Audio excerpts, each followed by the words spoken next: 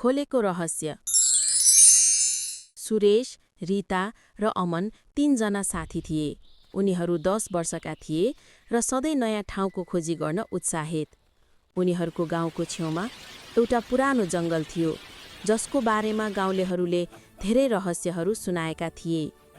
एक दिन उनीहरूले ठाने, हामी जङ्गलको पुरानो गोठसम्म जानेछौँ, देखौँ के रहस्य छ। बिहानै तीनैजना तयारी गरेर जङ्गलतिर हिँडे। जङ्गल प्रवेश गर्दा हावा हल्का ठन्डी र चिसो थियो। हरियो पात र रङ्गीन फुलले बाटो सजाएका थिए। अचानक रीता बोले, हेर्नुहोस्, त्यहाँ केही चम्किरहेको छ। तीनैजना दौडेर गए र एउटा पुरानो ढुङ्गामा अड्किएको सुनको कुञ्जी भेटे। सुरेशले भन्यो, यो कुञ्जी कुनै रहस्यमय ढोका खोल्ने हुन सक्छ। उनीहरूले केही कदम अघि बढे र एउटा पुरानो काठको ढोका भेटे। कुञ्जीले ढोका खोल्दा भित्र साना खेलौना, पुराना पुस्तकहरू र रङ्गीन झलझली सामान देखियो। अमनले खुसी हुँदै भन्यो, यो त गाउँका बच्चाहरूको पुरानो गोदाम रहेछ। तर जङ्गलमा अझ रहस्य थियो।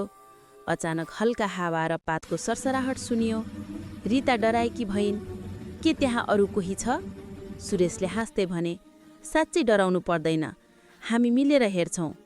तीनैजना भित्र गएर पत्ता लगाए, एउटा सानो बिलभित्र एउटा साना जनावरको झुण्ड थियो। साना खरायो र उड्ने साना पंक्षी।